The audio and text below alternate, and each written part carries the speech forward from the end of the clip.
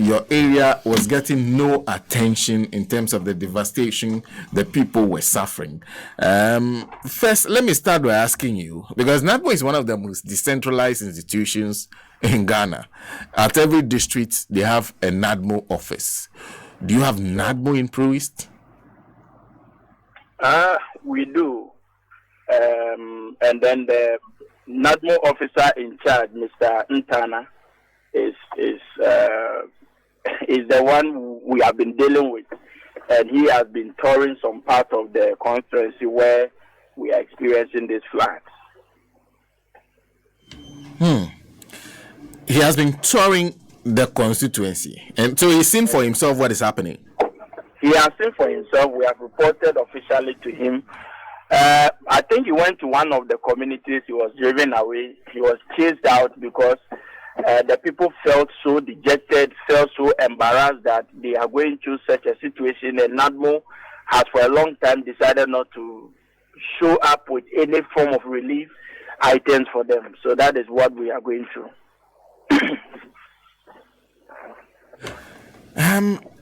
Okay. So and this is interesting. You mean he knew that these things were happening? They provided no support at all, because I was speaking to the public relations officer for National, and he said they had no idea that the situation there has gotten to this extent. Exactly my point of concern and utmost dejection and failure on the part of a government institution like NADMO to start claiming to run away from responsibility, indicating to us they are never aware of what is going on. It is just simple. They are refusing to take responsibility for what is going on. They cannot tell us they are not aware. This issue, I've on several occasions spoken on this particular platform, of which you yourself, you indicated to NADMO exactly what is going on at the constituency. So let's say initially you never knew. Your officers on the ground never told you anything at the national level. Yet, repute media outlets like yourself have shown these messages, have shown these videos, have interviewed people from their offices, and yet NADMO is not acting. Yet NADMO is not pulling any string to show that they really have the people of Pro-East at heart.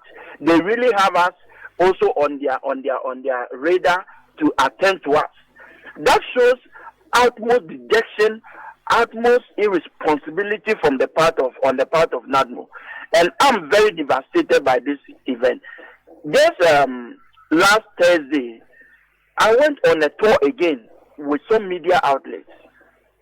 And look, the level of devastation we are talking of this time round, we were talking of 7 communities that were critically involved. Now, as we are talking to you, it is numbering about 17 communities. 10 more have had the impact. 10 more communities have had the impact. But look, the spillage of the dam hasn't helped, because initially perhaps holding water in the lake for so long without spilling through the gateways of the dam would have worsened the situation. But we expected that for those of you who are upstream, at least the spillage of the dam should give you some relief. You're saying that's not at all? Exactly. So that is what happens every year. When the Bagri Dam is opened, you see, the Bagri Dam caused a lot of havoc to us at the northern part of the Volta Lake. Let me say at the northeastern part of it. So we have that massive impact on Bagri Dam. Akosumo Dam comes to relieve us of the impact of the Bagri Dam. That has always been the norm. But this year, the water levels we have experienced has for a long time never been experienced before. And this is why we need VRA to tell us why this time round we are also getting impact of the spillage of the dam. Because this has never been the situation. This has never been the norm. But this year, you can see the quantum of water that we have experienced, the levels that we have never experienced before. Places that we deem to be on hilly grounds now are also submerging in the water, in the floods. places where we feel that these are island communities, it is difficult for water to climb up to a certain level. And this current devastation, just Thursday, they happen to be part of those communities that are having their buildings broken down, their properties being destroyed. So it is kind of overwhelming. It is kind of a bigger impact, because when the Bagri Dam was opened about a month ago, that was when we were crying that we should have relief. NADMO never came to our aid. So we thought that at the spillage of the Akosimo Dam, yes, we are at the upper part of the Volta Lake, so some drainage will happen. Meanwhile, this time we are having an overflow rather. Instead of a normal drainage, now it's like the water is being pumped into the northern part of the lake. And this is quite amazing. It is not only us. You can talk to the other people at Sene East and Sene West. They have also have a very devastating impact. About 14 island communities have also been submerged in the water. So we are saying that VRA, just like your panelists are talking of VRA, they should be held accountable. They should come to tell us exactly what is happening. And before then, NADMO should quickly come to our aid with relief items. Look, the situation our people find themselves, it is just worrisome. You ask yourself, how are we putting these people through this inhumane treatment? You find people sleeping on bare floor. And unfortunately, at this time of the year, the rains are not stopping. They are not ceasing. Rains are still falling, heavy, not like drizzling. These are heavy rainfall. And people have to find themselves in some bushes, cleared as if they are in a war-torn zone where they have to find solace in some kind of bushes. It is so embarrassing. In our tour on Thursday, one of the community members was bitten by a snake. And you know what? He has to be rushed on the lake up to the district. And, we had to pay money, down payment of about 4,000 before this person was attended to. Because according to the hospital, the anti-snake venom, he needs to be given 4 shots. 1 shot is 1,000 cedis. How can we put these innocent people, vulnerable people through this inhumane treatment? And that is what we are saying. NADMO, Ghana Health Service, should please come to the aid of this vulnerable. We keep telling this, and it seems nobody cares about Pro East. Nobody cares about Bono East. Please, the situation we are finding ourselves is so devastating, is so worrisome.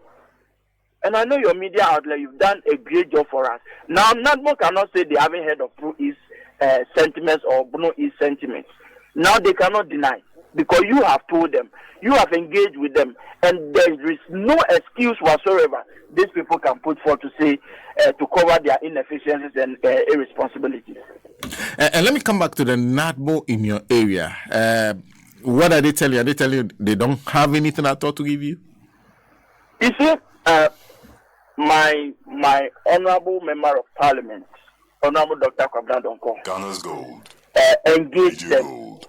And looking at the frustration expressed by the district NADMO office, he had no choice than to fall on his common fund and say, look, release 50,000 out of my common fund to NADMO and let them do what they want to do. Because the kind of frustration, they are also throwing their hands in despair, as if the help is supposed to come from the citizenry, as if they don't have anything to do about it.